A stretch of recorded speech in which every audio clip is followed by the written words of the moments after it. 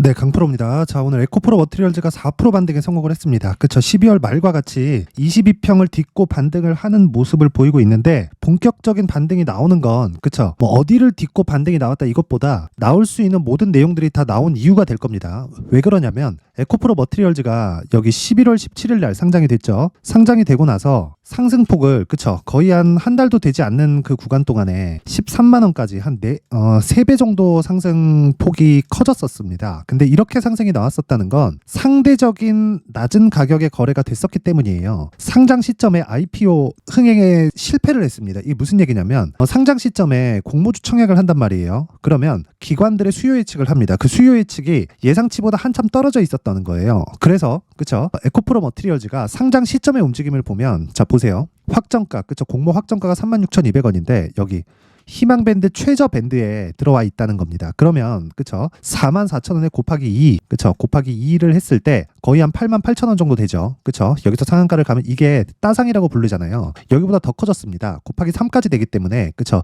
이런 부분을 감안하면 원래는 시가 자체가 흥행에 성공을 했다면요. 뭐 한 4만원, 5만원? 이렇게 됐어야 되는 건데 애초에 흥행에 실패했기 때문에 4만원대에 상장을 했고 이때 당시에 시가총액이 거의 한 3조 원대예요. 근데 이때 당시에 에코프로 BM의 시가총액을 보잖아요. 지금과 크게 다르지 않죠. 그쵸? 자, 지금 29만 5천원 그리고 그때 당시에 가격이 23만원대 20% 정도 하향 조절을 하면 되니까 대략 시가총액이 지금 29조니까요. 대략 한 24조 전후 정도가 됐다는 거예요. 그러면 기본적으로 12조 전후 정도는 에코프로 머티리얼즈가 그쵸 가격이 올라왔어야 되는 건데 상장을 시켜놓고 보니까 한 3조 원대에서 상장이 된 겁니다. 그러니까 수직 상승을 한 거예요. 그쵸? 에코프로 BM이 굳이 올라가지 않는데도 불구하고 말이죠. 자, 상장을 시켜놓고 보니까 가격이 너무 쌌고 그 당시에 에코프로 BM을 보니까 너무 괴리가 컸던 거죠. 왜? 에코프로 BM에서 양극재 만들고 그 양극재에 필요한 게 전구체인데 전구체를 에코프로 머티리얼즈에서 만들기 때문입니다. 그럼 우리는 여기서 어떤 걸 봐야 될까요? 다시 말씀드리지만 이제는 그쵸? 에코프로 BM에 맞는 평가치까지 올라왔다. 추가적으로 상승이 가능하지 않느냐? 가능하다. 왜? 에코프로 BM이 더 이상 낮아질 수 없는 그런 상황까지 왔기 때문에. 근데 올라가는 건 다른 이야기다. 올라가는 건 고가에 대한 매물 소화가 이루어져야 되고 정확하게 언제 매물 소화가 이루어질지 모른다. 하지만 우리는 보유하고 나서 2주 안에 수익 전환을 시켜야 되는 가격대를 잡아야 된다. 왜? 주식 투자자니까. 주식 투자자는 장기 투자자만 있는 게 아닙니다. 그리고 장기 투자자에 대해서 잘못 전파되고 있는 것 같은데 장기 투자는요. 절대로 3개월을 넘기면 안 됩니다. 뭐 2년 투자한다, 3년 투자한다 이런 거 아니에요. 우리가 워렌 버핏이 아니죠. 그쵸? 우리는 워렌 버핏이 아닙니다. 우리는 개인 투자자예요. 개인 투자자의 장기 투자는 무조건 3개월을 넘기면 안 되고요. 3개월을 넘어갔을 때는 내가 잘못 산 거다. 그리고 2주 안에 수익 전환을 시킬 수 있어야 3개월까지 이어지는 장기 투자 구간으로 넘어가는 건데 2주 동안 수익 전환을 못 시키거나 내 매수가보다 한참 떨어지는 가격대에 내가 매수를 했다면 내가 잘못 산 겁니다. 그래서 첫 번째 체크하는 부분은 2주. 그리고 2주 동안 충분한 수익 구간에 들어왔다면 내가 3개월까지 끌고 가서 2주 안에 수익 본 내용이 그냥 없어지더라도 그쵸 3개월까지 끌고 가서 내가 충분한 수익 구간으로 만드는 게 중요한데 그 기준이 되는 게 그쵸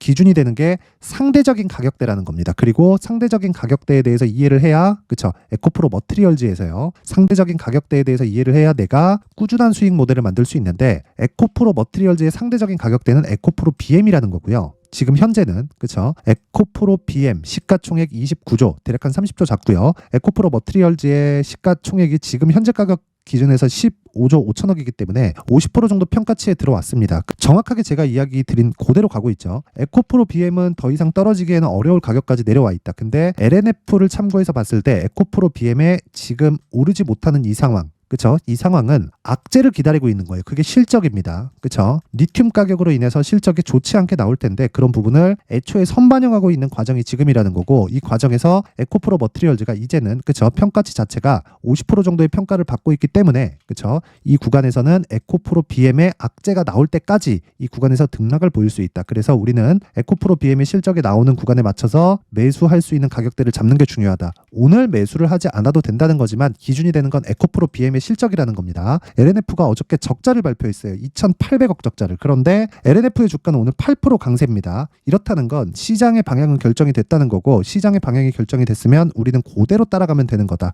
단 우리가 종목을 기다릴 때 다시 말씀드리지만 비우고 기다리는 경우가 있지만 보유하고 기다리더라도 내가 매수를 잘했으면 수익 실현을 하고 나서 기다리면 훨씬 더 심리적인 안정을 취할 수 있습니다. 그리고 그 기준에 맞춰서 매매했을 때 이런 과정, 그쵸? 지금까지 말씀드리는 이 과정을 모두 다 보낼 수 있습니다. 그래서 에코프로 BM을 기준해서 내가 가격대를 체크하자. 그게 오늘의 핵심 내용입니다. 그리고 시장이 1월달 들어서 굉장히 안 좋죠. 그러면 2월달은 좋습니다. 왜 그러냐면요. 원래 1월달에 중소형주 위주로 강세 구간이 있습니다. 그거를 1월 효과라고 해요. 근데 1월 효과가 이번에 안 나왔습니다. 여러 가지 이유가 있지만 개인적으로는 태형건설 사건에 대한 여파가 좀 크다고 생각을 합니다.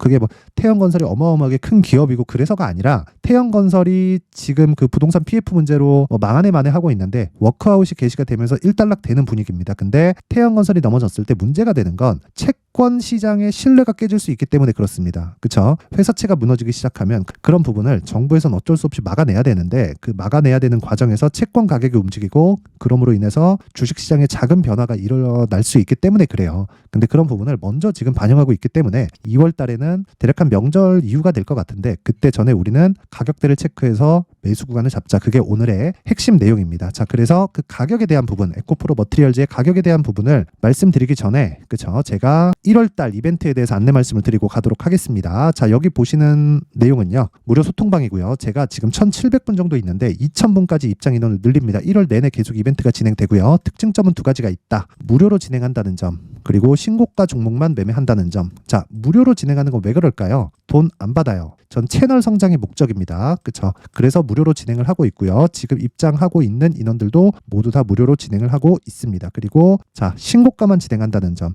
주식시장은 선반영을 합니다. LNF가 오늘 실적이 안 좋게 나왔는데도 불구하고 한 8% 정도 강세를 보이고요. 저가 대비해서 보면 거의 한 12%, 3% 정도 올라왔어요. 마이너스 5% 출발해가지고 지금 7, 8% 정도 상승 구간에 있으니까. 근데 어저께 보면 실적이 아예 박살이 났다는 거예요. 그러면 주가가 먼저 빠졌고 실적이 나와서 완전 그 실적 쇼크가 나왔는데도 불구하고 반등을 한다. 그렇다는 건 지금까지 못 올랐었던 상황에 대한 이해가 되는 거죠. 아, 반영하고 있었구나. 그쵸? 반영하지 못했다면 실적 나오고 실적 나쁘다는데 밑으로 꽂아야죠. 근데 그렇지 않다는 거죠. 근데 그게 에코프로 BM도 마찬가지다. 에코프로 BM도 실적이 나오는 걸 기다리고 있고 안 좋게 나올 게 분명합니다. 왜 그러냐면 리튬 가격 때문에 그래요. 근데 그런 부분을 에코프로 머티리얼즈가 하방에 있을 때 상장 초기에는 그쵸? 에코프로 BM 기준에서 낮은 평가치를 가지고 있었는데 그 낮은 평가치를 지금은 다 채워서 에코프로 BM의 50% 정도의 평가치까지 올라왔기 때문에 그런 부분을 감안했을 때 지금은 에코프로 BM의 상승을 기다리고 있는 겁니다. 뭐 번갈아서 올라간다 그런 일이 일시적으로 나올 수 있지만 지속 가능한 건 아니에요. 에코프로 머티리얼즈가 상승 즉 성장하기 위해서는 에코프로 BM의 움직임이 반드시 선행되어야 되기 때문에 그렇습니다. 자, 그러면 에코프로 머티리얼즈가 신고가라고 해서 매매를 하지만 그 신고가의 이면에 있는 내용들에 대해서 지금까지 얘기를 드렸는데 다른 신고가 종목들도 선반영 구조를 우리가 두고 보면 동일합니다. 그래서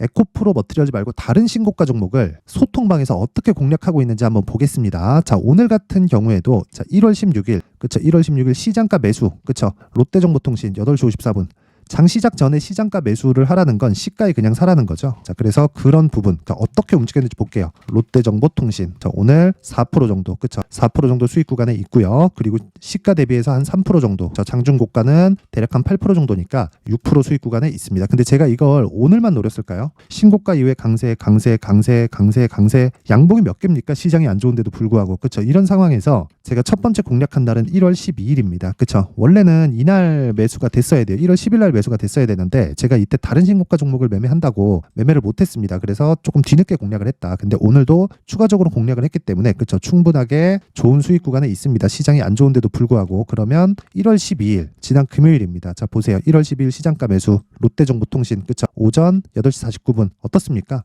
장 시작 전에 시장가 그쵸? 시가에 때려 사라.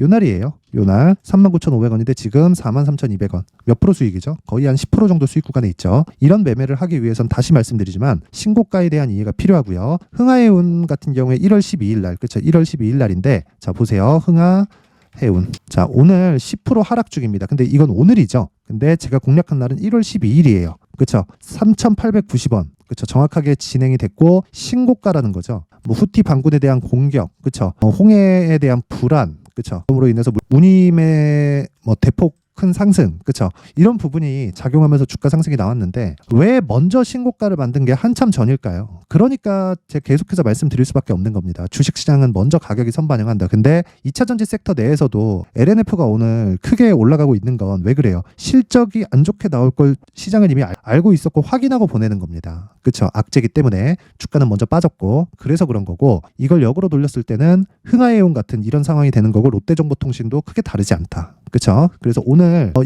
여기서 진행되는 모든 종목들 있죠. 소통방에서 진행되는 모든 종목들은 다시 말씀드리지만 스윙으로 진행을 하기 때문에 하락하는 걸 확인하고 그냥 매도합니다. 고가에 매도하지 못해도 좋아요. 그렇죠? 근데 오늘 그렇죠? 매도가 예정되어 있죠. 오늘은 하락 마감이 나오니까 물론 내일 반등할 수 있겠지만 아쉬울 거 없다. 적게 먹어도 수익이니까. 그렇죠? 보유 기간은 2박 3일 정도. 그렇죠? 거의 한 5% 정도에서 마감만 돼도 나쁘지 않습니다. 근데 이런 부분을 지속적으로 내가 이어갔을 때 꾸준한 나만의 수익 모델이 만들어지겠죠. 그렇죠? 자, 그래서 이 신고가 종목은 이런 장점이 있다. 그리고 주도주는 무조건 신고가 종목에 의해서 나온다. 모든 신고가 종목이 급등세를 보이는 건 아닙니다. 막 상한가를 가고 하루에 10% 20%씩 터지는 건 아니지만 시장의 주도주가 되는 모든 종목들은 신고가를 거쳐옵니다. 그렇기 때문에 우리가 신고가를 추적해야 되는 이유, 그렇죠? 그 무조건 이 추적해야 되는 그 당위성에 대해서는 그냥 확보가 돼 있는 거예요. 그리고 검증이 된 내용입니다. 하지만 어떤 식으로 매매하는지에 따라서 달라지는 거니까 제가 계속해서 이야기를 드리는 거겠죠. 자, 그래서 결론은 그겁니다. 내가 막 주도주에 대해서 잘 모르겠다. 막 자꾸 막 싼 거를 찾는다고 찾고 막 실적에 대한 부분을 보긴 보는데 주가가 안 간다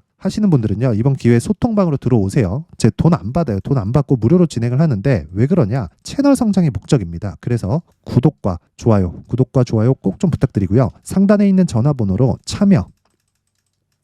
참여라고 문자를 보내주시면 제가 소통방 입장 링크를 순차적으로 공유를 해드리도록 하겠습니다. 자, 그리고 신년 이벤트 하나 더 나갑니다. 제가 계속해서 신고가에 대해서 강조를 드렸기 때문에, 그쵸? 신고가 종목을 내가 발굴해서 추적할 수 있는 신고가 검색기에 대한 내용, 그리고 나온 종목들을 지속적으로 추적해서 어떤 식으로 매매를 해야 될지, 그쵸? 여기 수익 모델에 대한 내용, 이 두 가지 내용을 함께 준비를 했는데 이것도 제가 채널 성장의 목적입니다. 그래서 돈 안 받고 구독과 좋아요 꼭 좀 부탁드리고요. 상단에 있는 전화번호로 참여라고 문자를 보내주시면 제가 그 번호로 소통방 입장 링크, 그리고 신고가 검색기, 그리고 수익 모델에 대한 내용까지 함께 공유를 해드리도록 하겠습니다. 다시 에코프로 머티리얼즈로 돌아와서 보면요, 내용 간단합니다. 오늘 반등이 나온다. 근데 오늘 반등이 나오는 건 그쵸? 며칠 동안 빠졌기 때문에 나오는 반등입니다. 당연한 반등이에요. 근데 이런 반등도 나오지 않는 종목들이 있습니다. 그건 추세가 없는 종목들입니다. 내가 잘못 산 거예요. 하지만 여기서 고가를 돌파하고 추가적으로 시세를 내기 위해서는 에코프로 BM이 올라가야 됩니다. 최소한. 그쵸? 최소한 빠지지 않는 상황이 나와야 되는데 지금은 빠지지 않는 상황에 있고요. LNF를 참고해서 보면 어떤 일이 벌어지고 있는 거예요. 지금 실적에 대한 부분을 기다리고 있다. 실적은 좋지 않을 거다. 왜? 리튬 가격 때문에. 하지만 리튬 가격은 평균치를 유지하게 되어 있다. 그쵸? 너무 많이 올라서 많이 떨어진 거고, 여기서 평균치를 감안했을 때 양극재 업체들의 마진율은 7% 전후에서 등락을 보일 거고, 여기에 맞춰서 전구체 업체들의 수익률도 결정이 될 것이기 때문에 지금 상대적으로 싼 가격이 아닙니다. 어디에 비해서? 에코프로 BM에 비해서